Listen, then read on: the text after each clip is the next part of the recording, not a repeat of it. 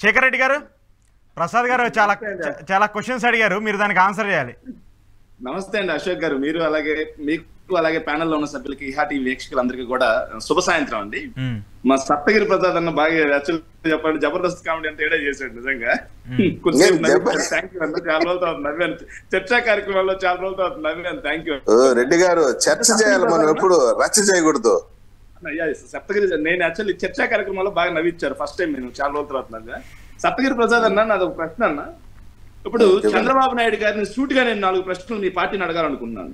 1999లో Kargil war ద్వారా ఏదైతే వాజ్పేయి గారికి బీజేపీ పార్టీకి దేశవ్యాప్తంగా వచ్చినటువంటి వేవ్ ని క్యాష్ చేసుకోవడం కోసం ఏదైతే బీజేపీతో 99 ఎన్నికల్లో పొత్తులో గెలిచినటువంటి Chandrababu Naidu 2003 April 11 polit bureau సమావేశంలో, టీడీపీ పొలిట్ బ్యూరో సమావేశంలో ఏప్రిల్ 11 ఏం చెప్పాడు? మోడీని మార్చాల్సిందే అని చెప్పి గర్జించిన చంద్రబాబు అని చెప్పి పత్రికల్లో వార్తలు వచ్చాయి. మీ కరపత్రిక అయినటువంటి ఈనాడులోనే వచ్చింది అది. తర్వాత ఏప్రిల్ 17వ తారీఖున మోడీపై రాజీ లేదు అని చెప్పి మాట్లాడారు.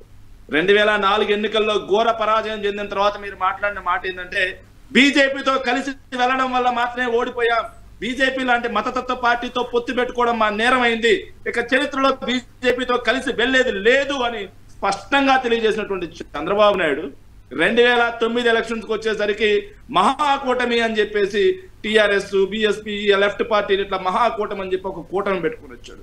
అది అయిపోయిన తర్వాత 2014 ఎన్నికలకు ముందు సోనియా గాంధీ గురించి ఏం మాట్లాడారు?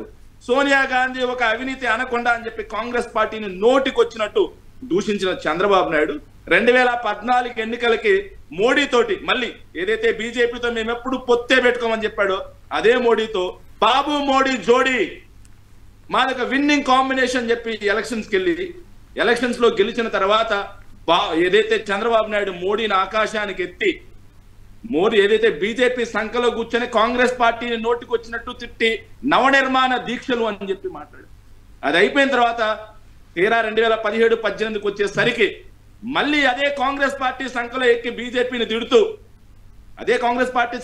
బీజేపీని తిడుతూ మోడీని తిడుతూ అమిత్ షా మీద రాళ్ళేస్తూ నల్ల బెలూన్లు ఎగరేస్తూ ధర్మ పోరాట దీక్షలు అని చెప్పేసి ఢిల్లీలో పెట్టాడు. ఢిల్లీలో పెట్టి ఏం మాట్లాడారు? బీజేపీ పార్టీ గురించి, ఇదే ప్రధానమంత్రి నరేంద్ర మోడీ గారి గురించి, మోడీ గారికి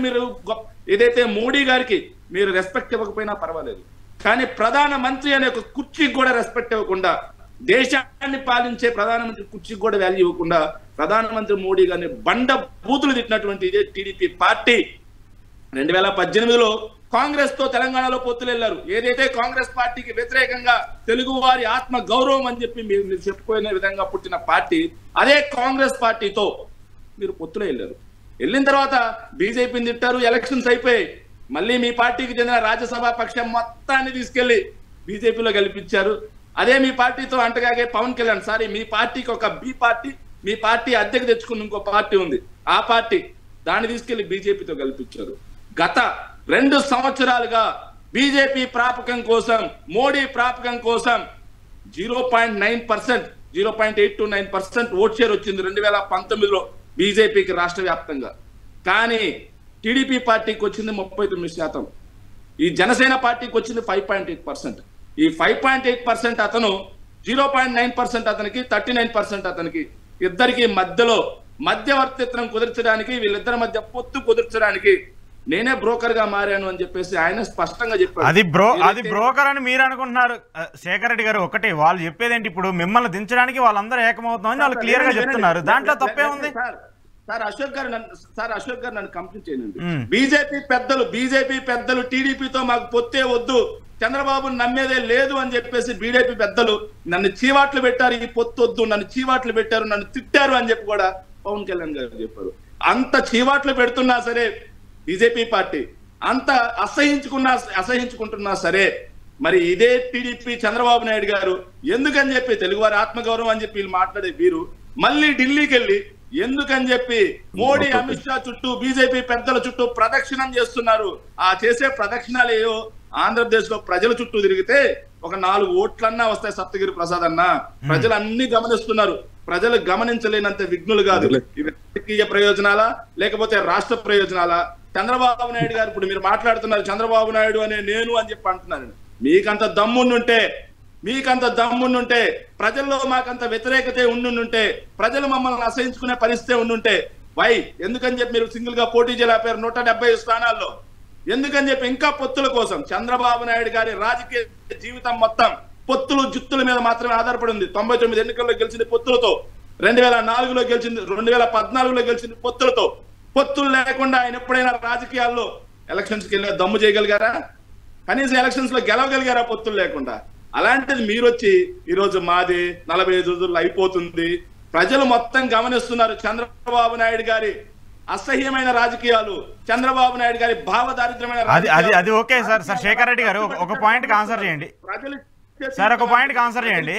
ఇప్పుడు వాళ్ళు గుంపుగా వస్తున్నారు, సింగిల్ గా వస్తున్నారు, ఎలాగైనా వస్తున్నారు, మిమ్మల్ని ఓడించడానికి వస్తున్నాం అని చెప్పేసి వాళ్ళు చెప్తున్నారు. మీకెందుకు? మీకు ఆ భయం వేస్తుందా? లేదంటే మీరు వాళ్ళ కూటమిని చూసేమన్నా?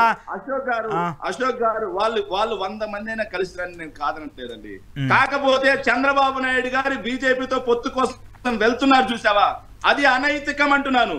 అది అనైతికం. ఎందుకంటే మొన్నటికి మొన్న అన్ని తిట్టినటువంటి మోడీని అన్ని తిట్టి, మోడీని అనకూడని మాట్లాడి కాంగ్రెస్ పార్టీ ఏదైతే దేశ రాజకీయాల్లో ఆపోజిట్ లో ఉన్నటువంటి కాంగ్రెస్ పార్టీ కూడా మోడీ గారి గురించి అంత చండాలంగా మాట్లాడలేదు.